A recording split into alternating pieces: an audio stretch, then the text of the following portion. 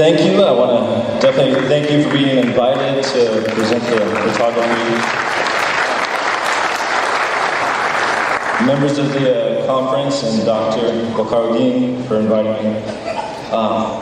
One of the things I want to address with regards to photography is the truth that goes into a photograph. So, as explained, I've traveled to a few different countries in the last 4 years, and one of the things that I do to go in and find the truth of a country is I don't research it before I arrive. I pretty much go in with a clean slate and let the people, cultures, the land, everything about it come at me. And then I start to photograph interactions with the people, the little stories I'll tell you, go over here, check this out. And I build upon that, and then once I have a feel that I've captured and I understand the culture, I move on to the next country. More specifically to Myanmar, the first time in June 2012, I did just that. I came in, I had a wonderful trip. The Buddhists, Yang and Mandalay, were incredibly nice, went around, saw a lot of the historical tourist sites.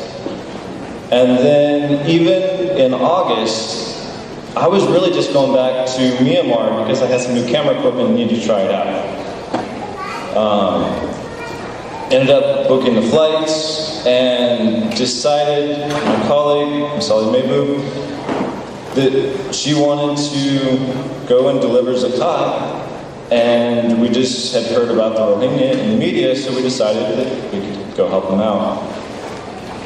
It was the point that we arrived in Sitwe without any media, any really understanding of what else was going on. The truth came in.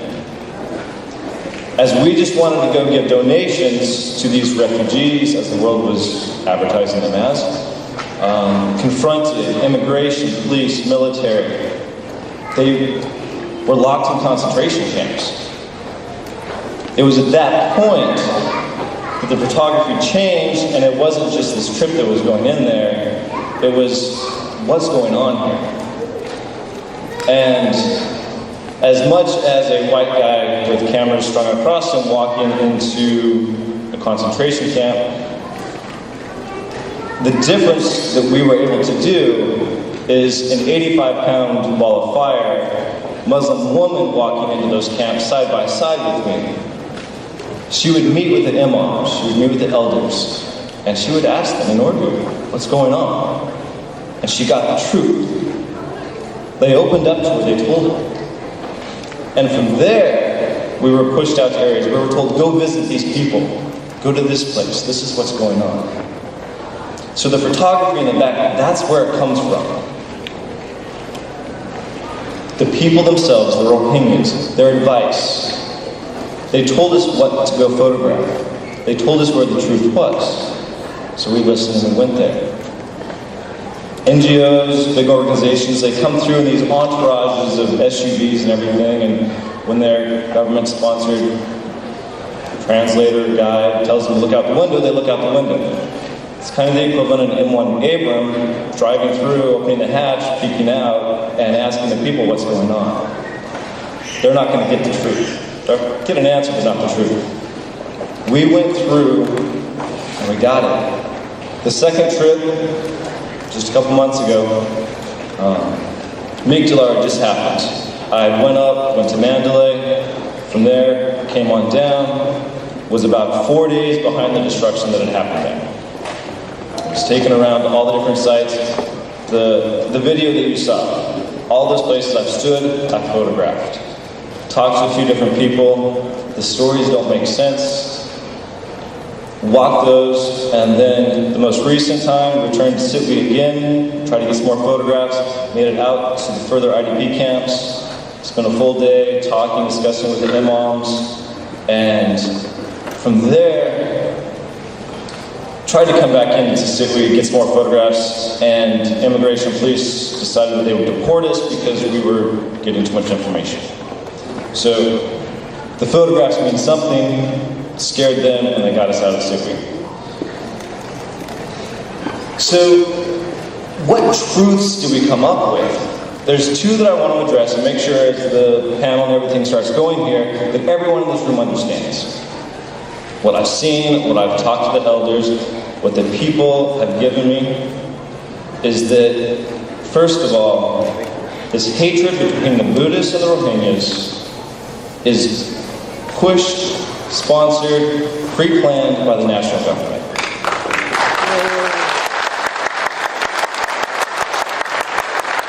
There are boxes of DVDs of propaganda that is a complete inaccuracy that have come down, been put into the monasteries, and there's select monks that push these out.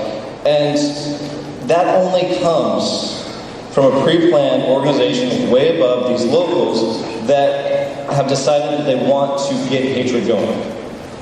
In Mixla, sad story, but there was actually the Buddhist friends, they lived together in these communities. The Buddhists were going over to the Muslims, not Rohingyas up there, just the Muslims, as the 969 gang was coming through. They came up to him and said, "We need to burn your house.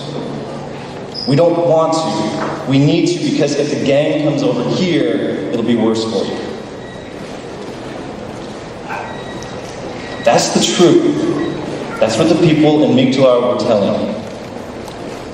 The Buddhists across the majority don't have any issues with Rohingya. Propaganda has come down to select individuals, young men. The first time that we went up to Marukyu, we were going to a Pungda village. The late night, we're walking out to the market, and again, like we just walk around, like nothing special, just taking in the community as it comes. And we see movie night going on. So we're like, okay, we're going to be in Meow and watch movies. Okay, that sounds kind of cool. So we go in there. And what was playing up on the screen was a very patriotic background music and these writings that kept flashing, and then it would flash to like military leaders and stuff, and then it would go back to these words. So all I asked the guy next was, what do those say?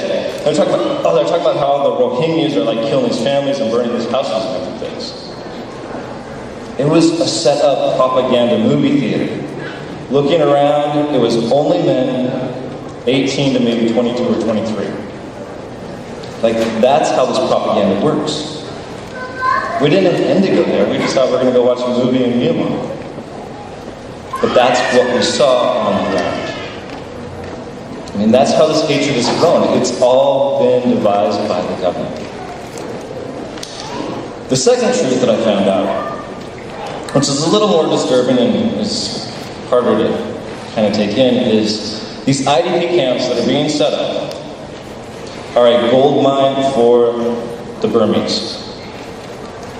They actually beefed them up with Buddhist pseudo-refugees that sit in there. And you actually have a picture where they're like hanging by the fence. I was there. They actually hand the food out of the camps to the family members. They aren't real refugees. They're members that sit inside these camps to make the numbers look even bigger. Why is that? Because they make a lot of money coming in from all the international organizations. A lot of stuff. I've seen piles of donated goods in places they should not have been. A lot of them in Buddhist monasteries. So the truth on the ground is these IDP camps are really beneficial to the Burmese. I don't know how to fight that one, it's just things that I've seen.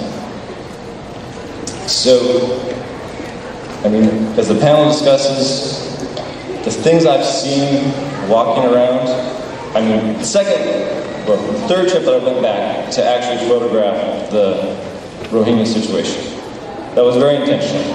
We'd spent almost a year interacting, talking to different organizations, and I did follow up on a bunch of different leads, go back there, Migdolar, back to state leads, try to figure out what the evolution before and after change has been. There's not much change. These camps are being more concreted down, beefed up a little bit, some shifts, but it's a very, very hopeless situation right now for the Rohingyas in these camps. The Burmese are cool with it. That's the problem. They like these camps. They've got reasons. The police, the military, they're all integrated. They just hand you over from one to the next. So, you know, I hope some good. It is, I mean, we're here for the genocide part of it. The truth is, it is, and it's pre-planned, and it's working really well because nobody out knows about it. I've talked to people here. I've spent the last year and a half around Asia, and it's much more prevalent there. People know what's going on to a degree. The U.S. is behind on that. We've got a lot of other bigger issues that kind of make the headlines, and so hopefully this does stand out. Hopefully this gets moved, grows, and the situation going on there does get some more national headlines. So thank you for your time. I hope you enjoyed the photographs. And I'll be in the back after this is all done. Thank you.